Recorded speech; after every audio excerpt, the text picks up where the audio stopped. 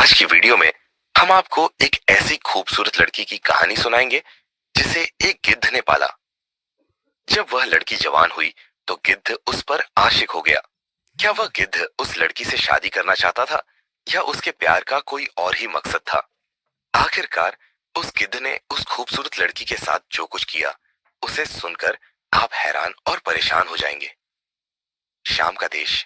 शाम के एक गांव में एक बहुत धनवान आदमी रहता था। उसके दो बेटे थे और वह अपने बेटों से बहुत प्यार करता था। उसकी ख्वाहिश थी कि वह जल्दी से अपने बेटों की शादी करवा दे ताकि अपने पोते पोतियों को जीते जी देख सके। उसने अपने बड़े बेटे की शादी बड़े धूमधाम से करवाई, लेकिन खुदा का ऐसा करना हुआ कि शादी को 3 साल बीत गए, फिर भी कोई औलाद नहीं हुई। वह आदमी बहुत परेशान था कि कब वह अपने पोते का मुंह देखेगा। उसके बेटे और बहू ने कई डॉक्टरों से इलाज करवाया, लेकिन 5 साल बीतने के बाद भी औलाद नहीं हुई। फिर उसने अपने छोटे बेटे की शादी करवाई। छोटे बेटे की शादी को सिर्फ 6 महीने ही हुए थे कि उसकी छोटी बहू गर्भवती हो गई। जब छोटे बेटे ने अपने पिता को यह खुशखबरी दी कि उसकी पत्नी गर्भवती है और वह जल्द ही दादा बनने वाले हैं, तो वह बहुत खुश हुआ। उसने इस खुशी में पार्टी रखी और सबको मिठाई खिलाई। उसने अपनी बहू का बहुत ख्याल रखना शुरू कर दिया और घर के सभी लोगों को हिदायत दी कि उसकी बहू अब कोई भी काम नहीं करेगी। उसने बहू के आराम के लिए 2 नौकरानियां रख दी। साथ ही वह रोज अपनी बहू के लिए महंगे तोहफे लाता ताकि वह खुश रहे और बच्चे पर अच्छा असर पड़े। बड़ी बहू का जलन और साजिश। जब बड़ी बहू ने देखा कि उसका ससुर छोटी बहू से सबसे ज्यादा प्यार करता है, तो वह उसे जलने लगी। उसने कई बार योजना बनाई कि वह छोटी बहू के बच्चे को नुकसान पहुंचाए, लेकिन हर बार नाकाम रही। इस तरह 9 महीने गुजरे और छोटी बहू ने एक बेटी को जन्म दिया। पोती को देखकर वह धनवान आदमी बहुत खुश हुआ। उसने गरीबों में दान पुण्य किया और अपनी बहू से कहा, आज मैं बहुत खुश हूँ, तुमने मेरी इच्छा पूरी कर दी है। अब तुम घर का कोई काम नहीं करोगी। बड़ी बहू ने मन ही मन सोचा कि अगर ऐसा ही चलता रहा तो छोटी बहू घर पर राज करेगी और मुझे हमेशा काम करना पड़ेगा। उसने योजना बनाई कि वह बच्ची को मार दे या कहीं फेंक आए ताकि छोटी बहू की सारी ऐश ओ आराम खत्म हो जाए।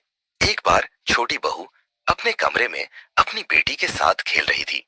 तभी अचानक उसका मोबाइल बजा और वह मोबाइल उठाकर घर के आंगन में बात करने चली गई। बड़ी बहू ने यह मौका अच्छा समझा और उसकी बेटी को उठाकर टोकरी में बंद कर दिया। वह बच्ची को लेकर घर से बाहर चली गई और पास के एक नदी में बहा दिया। दिल ही दिल में बड़ी बहू खुश हो रही थी कि अब न रहेगा बांस और न बजेगी बांसुरी, न यह बच्ची रहेगी और न ही छोटी बहू की इज्जत होगी। अब वह भी मेरी तरह औलाद के लिए तरसती रहेगी। दूसरी ओर एक मछुआरा नदी में मछलियां पकड़ रहा था। उसने देखा कि दूर से एक टोकरी बहकर आ रही है। उसने वह टोकरी पकड़ ली। जब उसने टोकरी खोली तो उसमें एक प्यारी सी बच्ची थी। मछुआरे की कोई औलाद नहीं थी और उसकी पत्नी को बच्चों का बहुत शौक था। वह बहुत खुश हुआ कि अल्लाह ने उसे एक चांद सी बेटी दी है। उसने सोचा कि वह यह बच्ची अपनी पत्नी को दिखाएगा और वे इसे पालेंगे। वह खुशी खुशी घर की ओर जा रहा था कि तभी एक बड़ा गिद्ध जो पास के पेड़ पर बैठा था, बच्ची को देखकर झपट पड़ा। उसने बच्ची को अपने पंजों में उठाया और उड़ गया। मछुआरा गिद्ध के पीछे दौड़ा, लेकिन उसे पकड़ नहीं पाया। गिद्ध उस बच्ची को अपने घोंसले में ले गया और अपने बच्चों के साथ सुला दिया। गिद्ध ने उस बच्ची की परवरिश शुरू कर दी। वह लोगों के घरों से खाना और दूध लाकर उसे खिलाती थी। समय बीतता गया और बच्ची जवान हो गई। वह लड़की गिद्ध के साथ जंगल में रहने लगी। उसने एक पेड़ के नीचे कपड़े की झोपड़ी बना ली और उसमें रहने लगी। वह दिन रात अल्लाह की इबादत करती थी। एक दिन उसी जंगल में एक युवक शिकार करने आया। उसकी नजर लड़की पर पड़ी और वह उसे देखकर हैरान रह गया। उसने उसे बात करने की कोशिश की, लेकिन लड़की झोपड़ी में चली गई। वह लड़का बाहर इंतजार करता रहा, लेकिन लड़की ने झोपड़ी से बाहर आकर कोई बात नहीं की। वह अल्लाह से दुआ कर रही थी कि उसकी माँ गिद्ध के आने तक उसकी इज्जत की हिफाजत हो। जब गिद्ध वापस लौटा तो लड़की ने उसे सब कुछ बताया। गिद्ध बहुत परेशान हुआ और सोचने लगा कि अब लड़की की शादी करनी चाहिए। इसी जंगल से एक दिन एक फकीर का गुजर हुआ। उसने लड़की को देखा और गिद्ध से सारा मामला सुना। फकीर ने गिद्ध को भरोसा दिलाया कि वह लड़की की शादी करवा देगा। थोड़ी दूर चलने के बाद वह एक गांव पहुंचा। वहां उसने एक धार्मिक युवक को देखा। उसे लड़के की आदतें पसंद आई और उसने उससे लड़की का रिश्ता तय कर दिया। गिद्ध की बेटी और उस लड़के की शादी खुशी खुशी हो गई। गिद्ध बहुत खुश था कि उसकी बेटी अब अपने घर की हो गई है। लेकिन जब लड़की ससुराल पहुंची तो उसकी सास और उसकी सौतन ने उसे ताने देने शुरू कर दिए। सौतन ने उसे धमकाते हुए कहा, तुमने मेरे पति को मुझसे छीना है, इसका बदला मैं तुमसे लेकर रहूंगी। मैं तुम्हें इस घर में कभी खुश नहीं रहने दूंगी। कहानी में आगे क्या हुआ, यह जानने के लिए अगले भाग का इंतजार करें। गिद्ध की बेटी बहुत परेशान हो गई और रोते हुए अल्लाह से दुआ करने लगी, ऐ मेरे मालिक, मेरा कैसा नसीब है। पहले तो मुझे अपने माँ बाप के बारे में पता नहीं चला। मैं सारी जिंदगी अपने माँ बाप के लिए तरसती रही। अब जब मुझे पति मिला तो वो भी मेरा नहीं बल्कि पहले से शादीशुदा है। ऐ अल्लाह, अब मेरा इस शख्स से निकाह हो गया है और मुझे हर हाल में यहीं रहना है। मेरी मदद फरमा और मुझे सब्र अता कर। अब गिद्ध की बेटी ससुराल में रहने लगी। वह अपने पति की खूब सेवा करती और अपनी सास का भी पूरा ध्यान रखती। साथ ही वह अल्लाह की इबादत में भी लगी रहती। लेकिन उसकी सौतन बहुत चालाक और जलन करने वाली औरत थी। वह हर वक्त यही सोचती रहती कि उसे घर से कैसे निकाला जाए। सास और सौतन की चालबाजियां। शादी के दूसरे दिन गिद्ध की बेटी की सास अपने बेटे से नाराज होकर कहने लगी, तुम्हें शादी के लिए गिद्ध की बेटी ही मिली थी। सास भी उससे नफरत करने लगी क्योंकि वह गिद्ध की बेटी थी। सास और सौतन उसे तंग करने और घर से निकालने की नई नई चालें सोचती रहती। एक दिन सास ने कहा, आज तुम्हें खाना बनाना है। मेरे कुछ मेहमान आ रहे हैं। उन्हें खाना खिलाना है ताकि वे तुम्हारी तारीफ करें और समझे कि मैंने कोई साधारण लड़की को बहू नहीं बनाया है। गिद्ध की बेटी परेशान हो गई। उसे अपनी माँ गिद्ध की बात याद आई जिसने कहा था, जब भी परेशान हो मुझे याद करना, मैं तुम्हारे पास आ जाऊंगी। वह मन ही मन अल्लाह को याद करने लगी और अपनी माँ को बुलाने लगी। उसी वक्त गिद्ध वहां आ गई। गिद्ध ने पूछा, मेरी बच्ची, क्या बात है, तुम क्यों परेशान हो। उसने बताया कि सास ने बहुत ज्यादा खाना बनाने को कहा है और वह डर रही है कि वह सही से खाना बना पाएगी या नहीं।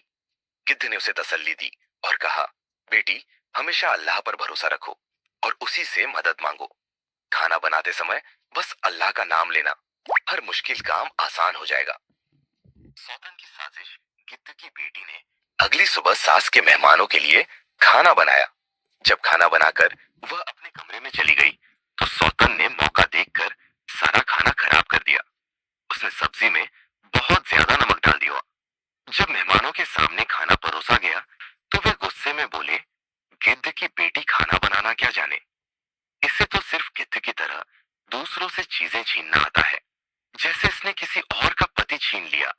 सास और पति दोनों नाराज हो गए। पति ने गुस्से में कहा, तुमने आज मेरी माँ की इज्जत खराब कर दी। अब मेरे दिल में तुम्हारे लिए कोई इज्जत नहीं बची। जाओ, मेरी नजरों से दूर हो जाओ। गिद्ध की बेटी अपने कमरे में बैठकर जोर जोर से रोने लगी। वह अल्लाह से दुआ करने लगी, हे अल्लाह, मैं बेगुनाह हूँ, मेरी मदद कर। एक और चाल।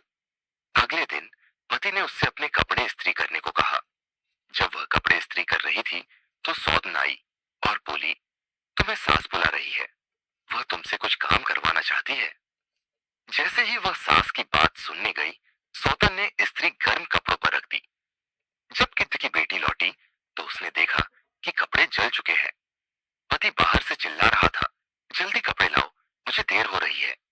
कपड़े जले देख वह रोने लगी। जब पति अंदर आया और जले हुए कपड़े देखे तो वह गुस्से से चीख पड़ा, तुमसे कोई काम ढंग से होता भी है या नहीं, सारे कपड़े बर्बाद कर दिए। वो बताने ही वाली थी कि ये सौतन की करतूत है, लेकिन पति ने उसे बोलने का मौका नहीं दिया और गुस्से में बाहर चला गया। गिद्ध की बेटी अल्लाह से दुआ करने लगी, है मेरे मालिक, मुझे हमेशा दुखी मिलते हैं। तू ही मेरी मदद कर। मैं किसी को तकलीफ नहीं पहुंचा सकती। दूसरी तरफ गिद्ध की माँ उधर। गिद्ध की माँ अब बूढ़ी हो चुकी थी। वह हर वक्त अपनी बेटी को याद करती और रोती रहती। एक दिन जब मछुआरा उनके घर मछली देने आया तो उसने देखा कि एक बूढ़ी औरत दरवाजे पर बैठी जोर जोर से रो रही है। अब कहानी ने एक नया मोड़ लिया। आगे की कहानी में जानिए कि क्या माँ और बेटी का मिलन हो पाया और गिद्ध की बेटी के जीवन में कौन सा चमत्कार हुआ। गिद्ध की बेटी के जीवन की कहानी अब एक नया मोड़ ले चुकी थी। मछुआरे ने जब बूढ़ी औरत से उसकी परेशानी का कारण पूछा तो उसने बताया, मेरी एक नन्ही सी बेटी थी, लेकिन मेरी सौतन ने उसे मुझसे अलग कर दिया। इसके बाद मेरी कोई संतान नहीं हुई। मैं अपनी बेटी को बहुत याद करती हूँ। मछुआरे ने यह सुनकर उस टोकरी की बात याद की जो उसे नदी में मिली थी और जिसमें एक बच्ची थी। उसने यह सब बात बूढ़ी औरत को बताई। बूढ़ी औरत का दिल दहल गया और वह जोर जोर से रोने लगी। उसने कहा, पता नहीं गिद्ध ने मेरी बच्ची के साथ क्या किया होगा। गिद्ध की बेटी का संघर्ष उधर। गिद्ध की बेटी को उसकी सास और सौतन ने घर से निकाल दिया। वह रोती हुई रास्ते पर चल रही थी। चलते चलते उसे एक गांव में एक घर नजर आया। प्यास के कारण वह पानी मांगने के लिए उस घर में गई। वहां उसने देखा कि एक पागल औरत बैठकर अपने बाल नोच रही थी। वह यह देखकर परेशान हो गई। थोड़ी देर बाद एक बूढ़ी औरत उसके पास आई। गिद्ध की बेटी ने उसे सलाम किया और पूछा, यह पागल औरत कौन है। बूढ़ी औरत ने बताया, यह मेरी सौतन है। उसने सारी जिंदगी मेरे साथ बुरा किया। अब यह पागल हो चुकी है, लेकिन इसका ध्यान रखने वाला और कोई नहीं है, इसलिए मैं इसका ख्याल रखती हूँ। मेरे पति का भी इंतकाल हो चुका है। मैं विधवा हूँ। मेरी एक बेटी थी, लेकिन इसी सौतन ने अपनी जलन के कारण उसे मुझसे जुदा कर दिया। फिर बूढ़ी औरत ने गिद्ध की बेटी से पूछा, तुम अकेली यहाँ क्या कर रही हो। गिद्ध की बेटी ने उसे अपनी पूरी कहानी बताई।